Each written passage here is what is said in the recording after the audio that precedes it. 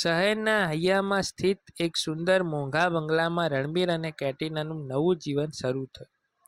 બંગલો બહુ સુંદર હતો, જ્યાંથી બંનેના જીવનની નવનિર્માણની સફર શરૂ થવાની હતી.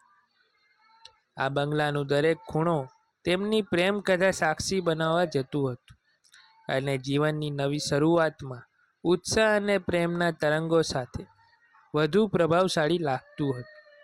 બંનેએ ઘણા સપનાઓ સાથે આ જીવનની શરૂઆત કરી હતી, પરંતુ આજે એક ખાસ સાંજ હતી. રણબીર ઓફિસથી પાછો ફરવાનો હતો અને કેટરીનાએ ખાસ તેની માટે સુગંધી વાનગીઓ તૈયાર કરી હતી. રસોડાની હરકતમાં કેટરીનાનો તેજસ્વી ચહેરો અને ઘૂઘરા વાળ રણબીરના હૃદયની ધડકનને ઝડપી જતા હતા. બંગલામાં સૂરજના આછા કિરણોથી ભરપૂર પ્રકાશ પરસતો હતો, જે મોહક વાતાવરણ બનાવી રહ્યો હતો. રણબીર ઘરમાં પ્રવેશતા જ તે કેટરીનાના રસોડામાં વ્યસ્ત જોતો રહ્યો. તેના ચહેરા પરની સુંદરતા જોતા રણબીરના મનમાં એક તીવ્ર આકર્ષણની લાગણી ઉઠી. તેણે પોતાની પત્ની સાથે થોડી મજાક કરવી અને તેને હસાવવાની ઈચ્છા રાખી. "કેટુ, તું જાણે કોઈ નાયિકા બની ગઈ છે, મારી માટે આ વાનગીઓ બનાવતી," રણબીરે હળવી મજાક કહ્યું. કેટરીના શરમાઈ ગઈ અને તેણે કહ્યું, "અરે રણબીર, તું હંમેશા આ રીતે મને શરમાવતો રહે છે." તેની આંખોમાં ચમક હતી અને મીઠી હાસ્ય જે રણબીરને બધું મોહક બનાવ્યું. રણબીરે ધીમેથી તેના ખભા પર હાથ મૂક્યો અને તેના ચહેરા પર વાળને દૂર કરીને તેની આંખોમાં ઝાંકી. "કેટુ, આજે તું ઘણી સુંદર લાગી રહી છે," રણબીરે પ્રેમભરી મીઠી અવાજમાં કહ્યું. કેટરીના વધુ શરમાઈ ગઈ અને તેના ગાલ પર લાલીમા આવી ગઈ. તે બંને હવે એકબીજાના નિકટ થવા લાગ્યા. રણબીરની નજર કેટરીનાના હોઠ પર અટકી હતી અને બંનેના દિલની ધડકન હવે એક જ તાલમાં ચાલવા લાગી હતી. રણબીરે પોતાના હાથથી કેટરીનાના નરમ હોઠ પર હળવો સ્પર્શ કર્યો. તેનાથી નીકળેલી ગરમાઈ અને પ્રેમભરી લાગણી તેમનો વચ્ચેનો તમામ અંતરને દૂર કરી નાખી. રણબીરે તેની બાહોમાં કેટરીનાને ભીંસકી રાખી અને બંનેએ સમય અને જગ્યા ભૂલાવી દીધી.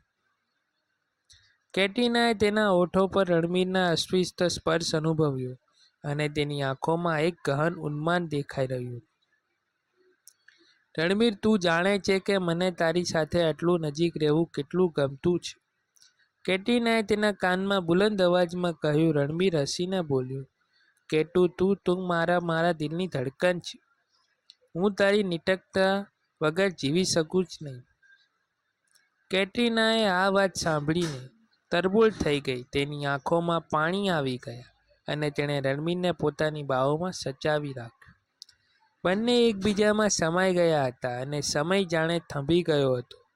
કેટરીનાએ પોતાની આંગળીઓથી રણબીરના ચહેરા પર હળવો લહેક લહેરાવી અને પછી બંનેનો હોઠો ફરી સ્પર્શમાં આવી ગયા. આ રાત, જેની શરૂઆત સાદી લાગણીઓથી થઈ હતી, હવે તીવ્ર ઉષ્માભરી થઈ હતી. બંનેના શ્વાસ એકબીજામાં વળી ગયા હતા અને તેમના શરીરોમાં દરેક ખૂણાની પ્રેમ અને ઉત્પાદક તરંગો ઉઠવા લાગી. રણબીરે જેટલો પ્રેમપૂર્વક કેટરીનાને બાહોમાં લીધું હતું, તે જેટલો જ પ્રેમ કેટરીનાના આંખોમાં પણ દેખાતો હતો. તેમનો પ્રેમ જે જોતા જોતામાં ઉષ્મામાં ભેરવાઈ ગયો, એ આજની રાતને અનોખી અને યાદગાર બનાવી રહ્યો હતો. બંગલાની દિવાલોએ તેમનો પ્રેમ સહન કર્યો અને બંગલાની દરેક જગ્યાએ તેમનું આકર્ષણ છવાઈ ગયું હતું. રણબીરે કેટરીનાની શાંતિની બાહોમાં લઈને બેડરૂમ તરફ લઈ ગયો. બેડરૂમની દિવાલો પરના સ્પર્શે જેના પાછળના ભાગે બાલ્કની હતી, જ્યાંથી ચાંદનીનો પ્રકાશ છવાઈ રહ્યો હતો. આ પ્રેમનો ઉન્માદ હવે ચાંદીની છાયા સાથે સાંજરૂપી સફરમાં રૂપાંતરિત થઈ ગયો હતો. બંનેએ બાહુમાંથી એકબીજાને પડખી રાખી હતી અને તેઓમાં શરીરોને એકબીજાના પ્રેમનું નામ આપીને એકબીજાને સમાવી લીધા હતા. કેટરીનાએ રણબીરના ગાલ પર હળવા હોઠ મૂક્યા અને રણબીરે તેનું વધુ મજબૂત બાહોમાં સમાવીને વધુ નજીક લાવ્યો. તેમની પ્રેમની વાતાવરણમાં ગરમી વધી ગઈ અને હવે તેઓએ પળમાં વધુ મીઠાશ અને ઉન્માદનો અનુભવ થયો હતો.